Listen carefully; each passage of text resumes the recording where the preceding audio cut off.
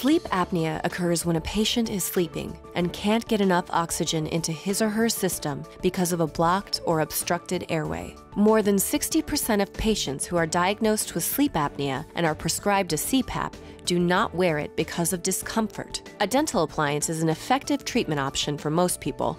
Be sure to let us know right away if you're experiencing any of the symptoms of sleep apnea.